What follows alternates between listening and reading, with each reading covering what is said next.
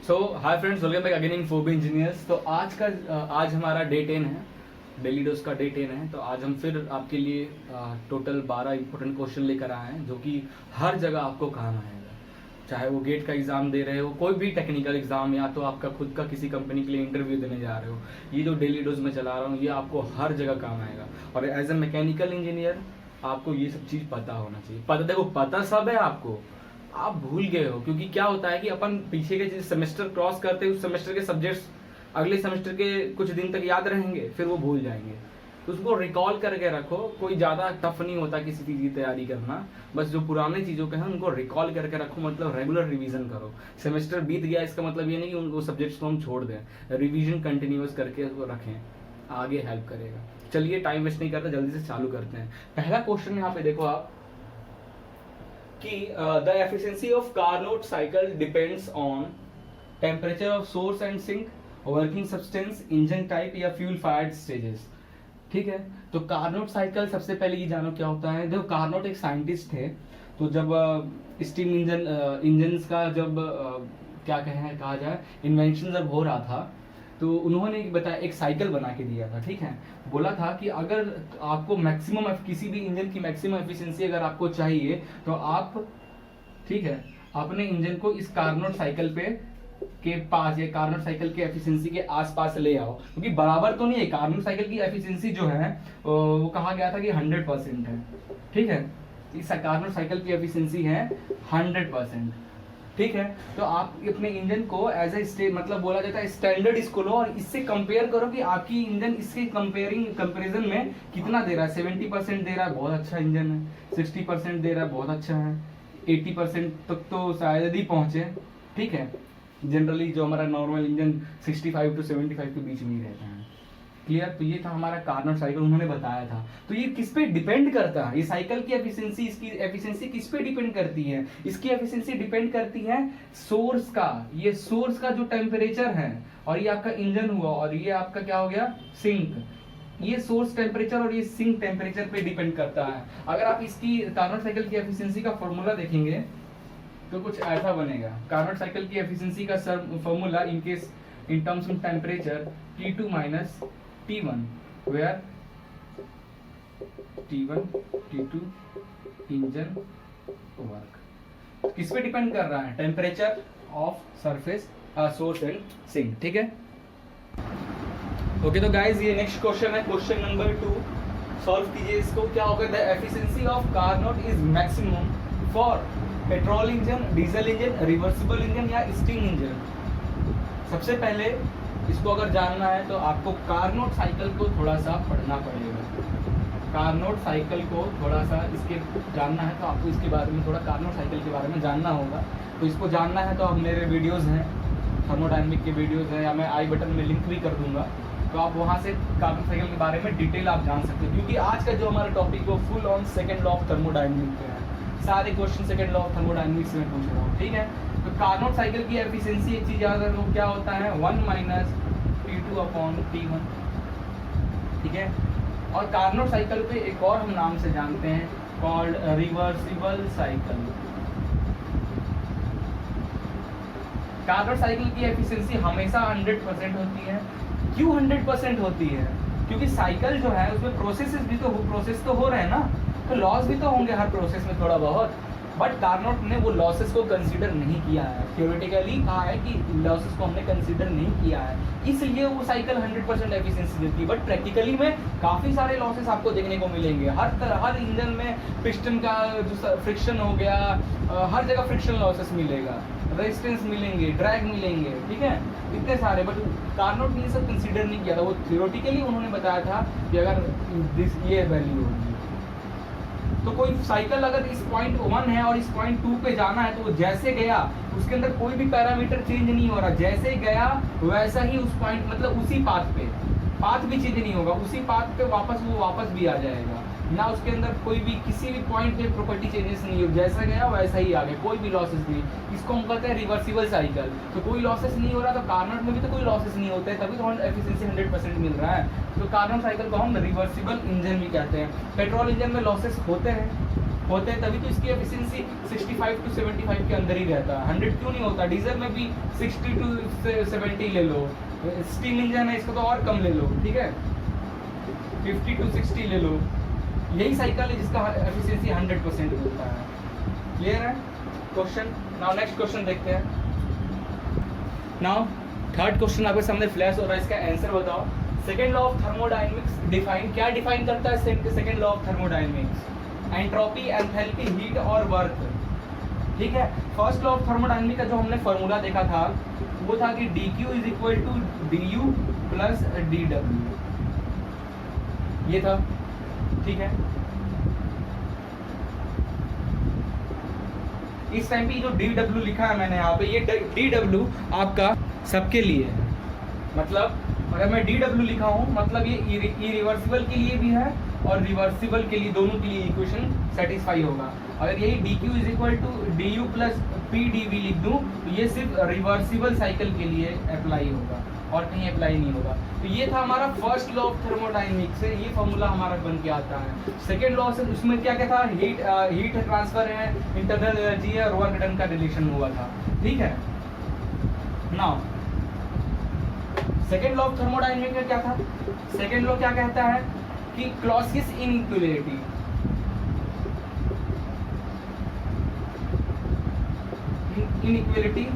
dq upon t cyclic integral is less than और is equal to 0, ठीक है। Clausius inequality में Clausius ने ये फॉर्मूला दिया था सेकेंड लॉ ऑफ थर्मोडायनेमिक्स को अच्छे से समझने के लिए, ठीक है। dq upon t less than और इक्वल टू 0, इसके बारे में हम डिस्कस करेंगे। ये लेस देन और इक्वल टू इसका मतलब है ये इरिवर्सिबल और रिवर्सिबल के लिए दोनों में काम करेगा, बट इसमें से रिवर्सिबल कौन सा होगा और इरिवर्सिबल कौन सा होगा आगे क्वेश्चंस जो आएंगे हम वहाँ पे डिस्कस करेंगे। बाद में इस इक्वेशन को और डेवलप करके बना दिया गया dq upon t is equal to ds, where ds is equal to entropy. तो सेकंड लॉ ऑफ थर्मोडायनेमिक्स का ये फॉर्मूला फाइनली बन के आता है। तो सेकंड लॉ ऑफ थर्मोडायनेमिक्स किस पे डिपेंड करता है? एंट्रोपी पे। तो option 1 is your right answer, ठीक है। ये क्वेश्चन देखिए, ये भी एसएससी जेई का क्वेश्चन है, एसएससी जेई का क्वेश्चन है। 2017 में ये भी क्वेश्चन पूछा गया था। बहुत आसान क्वेश्चन है। फॉर थर्मोडायनेमिक साइकिल अगर इरिवर्सिबल है तो उसके लिए ये जो क्लॉसियस, ये इक्वेशन जहाँ भी दिखे आप समझो, मतलब cyclic integral of change in heat upon temperature with respect to temperature is less than और इक्वल टू 0, ये क्लॉसियस ने दिया था, इसलिए क्लॉसियस इक्वेशन भी कहते हैं इसको। यही सेकंड लॉ ऑफ थर्मोडायनेमिक्स का इक्वेशन है, इसको मॉडिफाई करके अगर हम ds लिख दे तो थर्मो इरिवर्सिबल के लिए क्या होगा? कुछ नहीं, dq upon t less than और इक्वल टू 0 है। अगर ये इक्वल टू मिटा दें तो ये इक्वेशन हो जाएगा फॉर इरिवर्सिबल प्रोसेस के लिए, और इसको हटाकर अगर हम इक्वल कर दें तो ये इक्वेशन हो जाएगा हमारा रिवर्सिबल साइकिल। क्लियर है? तो कौन सा ऑप्शन सही होगा? साइकिलिंग, ये तो रिवर्सिबल के लिए है, ये ग्रेटर हो ही नहीं सकता, इसमें ऐसा हो ही नहीं सकता। Option 2 is your right answer, ठीक है। तो इरिवर्सिबल के लिए क्या आंसर हो जाएगा? dq upon t is cyclic integral of dq upon t is less then 0, ठीक है। नेक्स्ट क्वेश्चन देखते हैं। नाउ ये क्वेश्चन का बहुत आसान क्वेश्चन है, इजीली कर लोगे आप, कोई भी कर सकता है। आरआरबी जेईई 2016 में पूछा गया था क्वेश्चन को ध्यान से पढ़ो और खुद दिखा लोगे। The maximum efficiency that engine operating between 327 degree Celsius to 27 degree Celsius, इनके बीच में हमारा जो इंजन काम कर रहा है, तो टेम्परेचर इनको ये और ये टेम्परेचर के बीच में, तो हमारी मैक्सिमम एफिशिएंसी हमारे इंजन की क्या होगी? ये ऑप्शन दिया हुआ है। देखो ये हमारा सोर्स है, ठीक है, सोर्स जहाँ से हम एनर्जी ले रहे हैं, ये हमारा इंजन हो गया जो एनर्जी ले रहा है और कुछ वर्क देगा, एनर्जी ले रहा था, कुछ वर्क देगा और कुछ एनर्जी लॉस भी होगा। लॉस जो होगा वो हमारा सिंक में आ जाएगा। क्लियर है? तो किसमें किसको लिखें? तो देखो यहाँ पे ध्यान से, ये टेम्परेचर ज़्यादा है, पहले इनको तो केल्विन में चेंज करो। सबसे पहले केल्विन में, तो 327 डिग्री सेल्सियस में, तो अगर केल्विन में बदलना है तो प्लस 273 करना पड़ेगा, तो ये हो जाएगा 600 केल्विन, ठीक है। 27 डिग्री सेल्सियस है, इसको 273 से प्लस कर दो, ये हो जाएगा 300 केल्विन। सोर्स में हमेशा टेम्परेचर ज़्यादा होता है, तो 600 यहाँ और श्रिंक में कम, क्योंकि लॉस हो रहा है ना, तो ये तो कम होगा सोर्स जिससे ले रहा भाई उसके पास तो पावर तो होगी ज़्यादा, और ये कुछ वर्क मिल रहा है, वर्क भी नहीं दिया, हमें एफिशिएंसी फाइंड करना है। तो कार्नोट ने एक इक्वेशन दिया था, efficiency is equal to 1 minus T lower upon T higher, T lower upon T higher, 1 minus T lower है 300 अपॉन 600, कितना आंसर आएगा? Efficiency is equal to 1/2। ठीक है, option 2 is your right answer. कोई दिक्कत नहीं ना? कैसे करना है? ऐसे करना है। Now next. ओके, तो 6 क्वेश्चन, ये क्वेश्चन देखो, 6 क्वेश्चन हमारा बहुत आसान क्वेश्चन है कि किसी में हम हीट सप्लाई कर रहे हैं, ये इंजन है, ये सोर्स है, ये सिंक है, सोर्स से हीट आता है इंजन में और फिर कुछ लॉस होता है और वर्क डन मिलता है।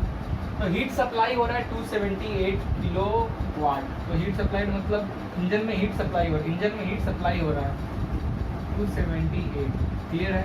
Working between temperature 283 degree Celsius and 5 degree Celsius के बीच में काम कर रहा है। इंजन रिवर्सिबल है। इफ हीट रिजेक्टेड भी, तो हीट रिजेक्ट कितना हो रहा है, Q डैश हमें फाइंड करना है। ठीक है, तो सबसे पहले तो एक काम करना है, डिग्री सेल्सियस वाले जो टेम्परेचर है इनको केल्विन में चेंज करो। 5 डिग्री सेल्सियस को केल्विन में चेंज करोगे तो क्या करना है, 273 से प्लस कर दो, ये हो जाएगा 278 और 283 प्लस 273 कर दोगे तो 556 हो जाएगा। ठीक है, चेक कर लेना एक बार। तो ये तो हो गया हमारा। तो ये जो ज़्यादा वाला केल्विन में, ठीक है, ज़्यादा वाला जो टेम्परेचर ये पक्का ये सोर्स का ही होगा, तो 556 केल्विन। यहाँ लिख दिया। कम वाला जो है सिंक का होगा 278 केल्विन, लिख दिया। ना आगे क्या करें आप, देखो हीट रिजेक्शन पूछा है, टेम्परेचर डिफरेंस हमारे पास है, एक हीट है, दूसरा हीट निकालना है, हीट लॉस। एफिशिएंसी की 2 फार्मूला होती है। एक एफिशिएंसी का होता है, देखो आउटपुट अपॉन इनपुट होता है। किसी भी इंजन का, हीट इंजन का एफिशिएंसी आउटपुट कितना मिल रहा है अपॉन इनपुट कितना ले रहे हैं, डिवाइड कर देंगे तो हमें एफिशिएंसी मिल जाएगी। तो इस डायग्राम में आउटपुट मतलब वर्क मिल रहा है हमें, इनपुट मतलब Q1 जो हीट आ रहा है 278 डिग्री सेल्सियस किलोवाट, सॉरी इसको ऐसे ही रखे रहो। ये फार्मूला। एक और फार्मूला हमारे पास कार्नोट दिन दिया था टेम्परेचर डिफरेंस का, T lower minus T higher, ये भी दिया था कार्नोट ने, क्लियर है। तो हम इससे एफिशिएंसी निकाल लेते हैं, यहाँ पुट कर देंगे वर्क डन। और वर्क डन का फार्मूला होता है, क्या हो जाएगा, यहाँ से वर्क डन, देखो ये सिस्टम है हमारा, ये सिस्टम है, यहाँ पे ये भी निकल रहा है, ये भी निकल रहा है, तो वर्क प्लस ये Q डैश निकल रहा है और अंदर आ रहा है Q। ठीक है, तो वर्क डन क्या हो जाएगा, Q माइनस Q डैश। तो वर्क डन हो जाएगा Q माइनस Q डैश। तो डायरेक्ट मैं यहाँ पे वर्क डन को मिटा के Q माइनस Q डैश लिख देता हूँ, Q माइनस Q डैश। ठीक है, आगे एफिशिएंसी निकाल लेते हैं जल्दी से यहाँ पे, क्योंकि हमारे पास दोनों अपर लिमिट लोअर लिमिट दिया हुआ है। तो efficiency is equal to 1 minus 278 अपॉन 556, इसको सॉल्व करोगे तो 0.5 आ जाएगा। ठीक है, एफिशिएंसी आ गया, यहाँ पे हम पुट कर देते हैं एफिशिएंसी। तो 0.5 इज इक्वल टू Q दिया हुआ है 278 माइनस Q डैश अपॉन 278, इससे Q डैश की वैल्यू निकालना 139 है। Option 1 is your right answer. Clear, कोई दिक्कत नहीं ना? तो ऐसे करना है। एक रिवर्सिबल का हमारे पास रिवर्सिबल साइकिल का एक एफिशिएंसी निकालने का फॉर्मूला है और एक किसी भी हीट इंजन का निकालने का फॉर्मूला है। ठीक है, दोनों के हेल्प से आप ये निकाल सकते हो। चलो इस क्वेश्चन को सॉल्व करो, जल्दी से सॉल्व करना। A reversible heat engine working on the rate of 100 kilowatt, कौन से रेट से वर्क कर रहा है, 100 kilowatt, has an efficiency of 20%, find heat input and heat output. तो QI और Q आउटपुट इनकी वैल्यू फाइंड करना है। हमें क्या क्या दिया है, working at the rate of उतना, तो वर्क दिया हुआ दैट्स कॉल्ड 100 किलोवाट, और एफिशिएंसी दिया हुआ है 20%। जो इंजन है वो हमारा रिवर्सिबल है। ठीक है, कैसे करेंगे, देखो एफिशिएंसी दिया, वर्क दिया, तो efficiency is equal to work upon input हो जाएगा, Q इनपुट निकल जाएगा वैल्यू। एफिशिएंसी दिया है 20%, मतलब 20 upon 100, is equal to work दिया है 100 अपॉन क्यू आई, तो क्यू आई की वैल्यू यहाँ से आपकी निकलेगी 500 किलोवाट। ठीक है, 500 किलोवाट। अगर ऐसा कहीं ऑप्शन आपको दिखता 500 किलोवाट वाला तो आप मार सकते हो। ये तो दोनों तो रॉन्ग हो गया, ठीक है।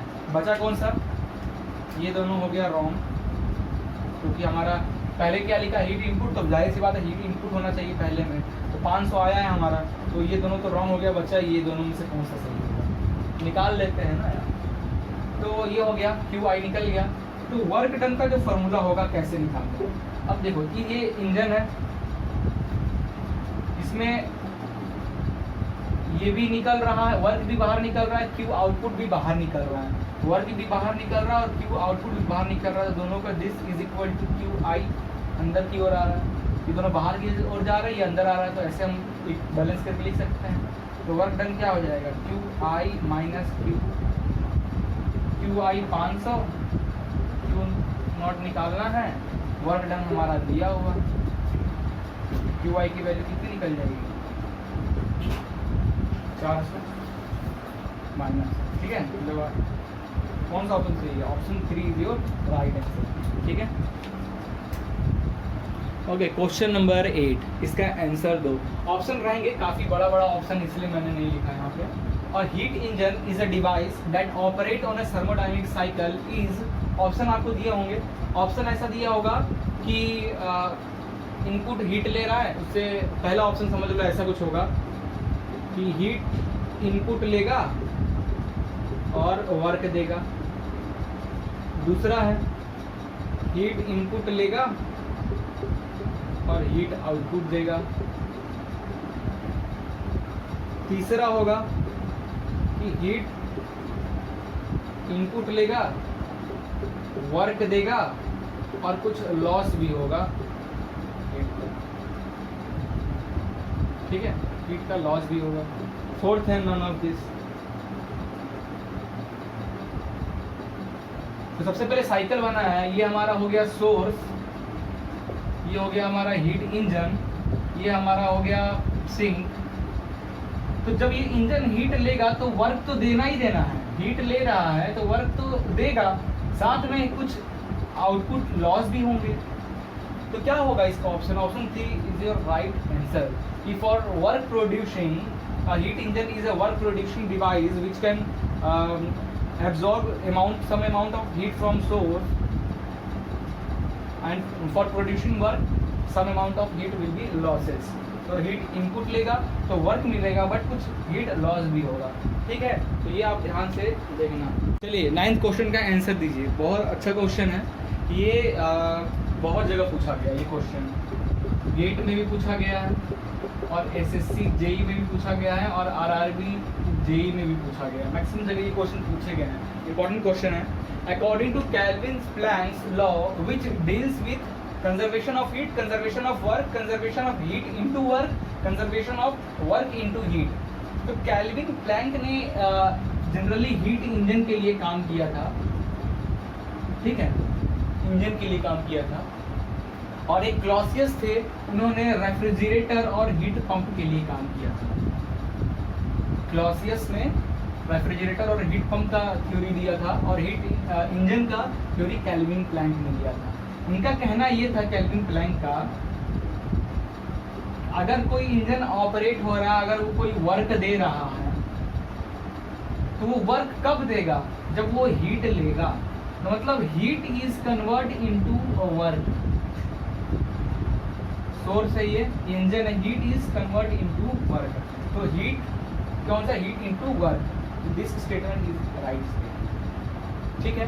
अब इसी में एक क्वेश्चन मैं आपसे पूछता हूँ, क्वेश्चन 10 इसको करके, ठीक है, देखते रहना।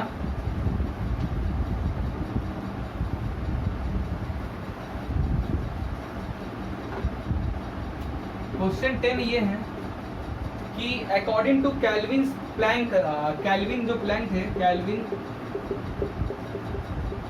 प्लैंक लॉ था, वो किस पे काम कर रहा था, ठीक है। पहला ppm 1, दूसरा अच्छा फर्स्ट लॉ नहीं है, ठीक है।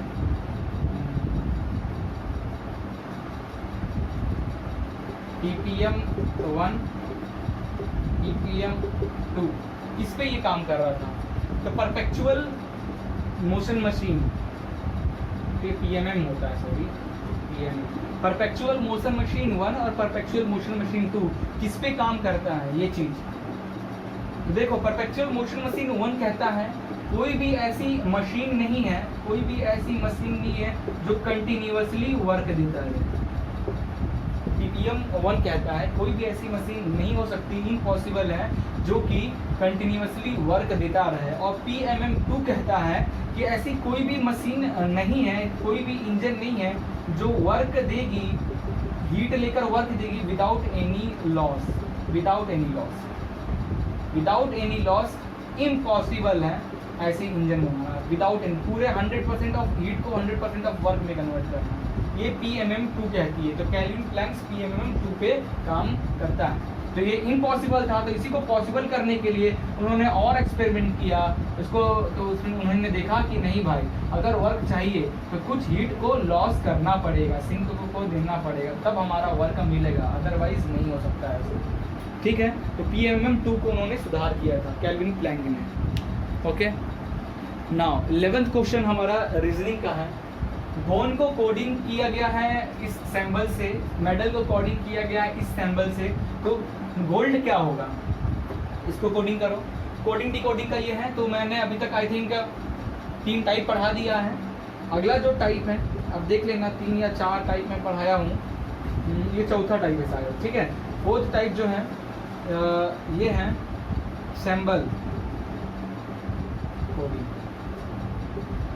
सैंबल में कोडिंग के अल्फाबेट को सैंबल में कोड कर दिया है। तो बताओ, तो देखो कि ध्यान से।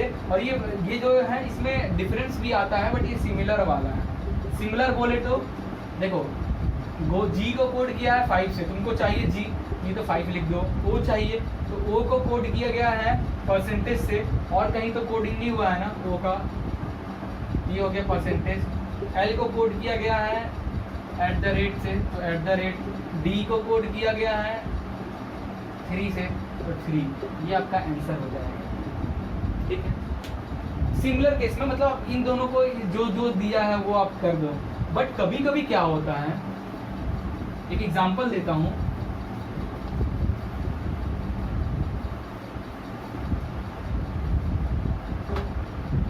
उसी में एक और टाइप का क्वेश्चन देखते हैं। देखो, RATE का कोडिंग ये है, GATE का कोडिंग ये है, GAT का कोडिंग ये है। तो बताओ ए के लिए क्या कोडिंग होगा? एक को किससे कोड किया है? सिंबल कोडिंग में डिसिमिलर टाइप का, ये सिमिलर जैसा देखा, ये डिसिमिलर टाइप का है। ए का लिए क्या होगा? तो ध्यान से देखो, इस दोनों में ए कॉमन है, दोनों में तीनों में टी कॉमन है, और इस तीनों में ई कॉमन है। ठीक है, इस तीनों में टी है, तीनों में ई है। इधर देखे तीनों में क्या कॉमन है? तीनों में ये कॉमन है, और तीनों में स्टार भी कॉमन है। ठीक है, तो या तो जो स्टार है या तो वो टी होगा या तो ई होगा। सिमिलरली जो प्लस है या तो टी होगा या तो ई होगा, इसको माइंड में रखना। ठीक है, इन दोनों में ए कॉमन है, तो इन दोनों में क्या कॉमन है? देखो हैशटैग, हैशटैग इन दोनों में कॉमन है। ठीक है, ये तो हैशटैग जो है ये ए होगा। ठीक है, हैशटैग क्लियर हो गया कि हैशटैग क्या है? ए पूछा है, हैशटैग इज योर आंसर। ठीक है, डायरेक्ट आप कर लिए, ऐसे बनेगा ना। आज का जीके क्वेश्चन क्या है हमारा, ध्यान से देखिए। वर्ल्ड मॉस्किटो डे हम कब सेलिब्रेट करते हैं? 20 अगस्त, 20 सितंबर, 21 अगस्त या 21 सितंबर? इसका करेक्ट आंसर है 20 अगस्त। ठीक है, 20 अगस्त आपका ये सही आंसर है। जो ब्रिटिश डॉक्टर थे एक हमारे, sir Ronald Ross, sir Ronald Ross, उन्होंने इस दिन का खोज किया था। और एवरेज हर मतलब साल भर में हम 20 अगस्त को ऐसा पूरा ये डॉक्टर का एनालिसिस करके निकालते हैं कि क्या रेट रहा, क्या कैसा रहा, कितने लोग को मलेरिया हुआ मच्छरों के कारण, ये सब। तो 20 अगस्त को घोषित किया गया था वर्ल्ड मॉस्किटो डे। ठीक है, और ये बहुत पहले से चलता आ रहा है, बोला जाता है 1897 से चलता हुआ आ रहा है। अब इसमें एक दो क्वेश्चन और हैं, किस टाइप मेल या फीमेल मॉस्किटो से, इन दोनों में से कौन से मॉस्किटो से हमें मलेरिया, टाइफाइड ये सब होता है? फीमेल से होता है, याद रखना, फीमेल मॉस्किटो से होता है। ठीक है, हमें मेल मॉस्किटो नुकसान नहीं पहुंचाते हैं, मेल मॉस्किटो जो होते हैं हमें नहीं काटते हैं, हमें सिर्फ फीमेल मॉस्किटो होते हैं वही काटते हैं हमारा ब्लड के लिए। ठीक है, ब्लड क्या उनका खाना होता है? मॉस्किटो का हमारा जो ब्लड है क्या उनके लिए उनका खाना होता है? रॉन्ग, उनके लिए ब्लड हमारा प्रोटीन का काम करता है। तो मॉस्किटो खाते क्या हैं? प्लांट्स के जो रस वगैरह होता है, प्लांट्स के प्लांट, कोई भी प्लांट का जो जूस होता है वो खाकर मेल और फीमेल अपना पेट भरते हैं। फीमेल जो होता है वही हमें काटती है। ठीक है, हमारे ब्लड के लिए, और ब्लड हमारा उनका फूड नहीं होता, फूड उनका प्लांट्स के जूस वो होते हैं। वो ब्लड इसलिए ताकि उनको प्रोटीन चाहिए। जो हमारी मादा वाली जो मॉस्किटो होती है प्रेगनेंसी के टाइम पे, ठीक है, वो उनको काफ़ी ज़्यादा प्रोटीन की ज़रूरत होती है, इसलिए वो हमारे ब्लड का इस्तेमाल करती है, उनको हेल्प करता है डिलीवरी के टाइम पे और काफ़ी ज़्यादा प्रोटीन देता है। ठीक है, तो ये था हमारा लास्ट। तो हमारे ये डेली डोज पसंद आ रहा हो तो लाइक करें, सब्सक्राइब करें और अपने फ्रेंड्स के साथ ज़रूर शेयर करें और कमेंट करें। कोई कुछ इम्प्रूवमेंट चाहते हैं या कुछ भी आपको एक्स्ट्रा चाहिए नॉलेज वगैरह तो आप ज़रूर मुझे कमेंट करें, बताएं, मैं कोशिश करूँगा आपको फॉलो करने की। ठीक है, थैंक यू।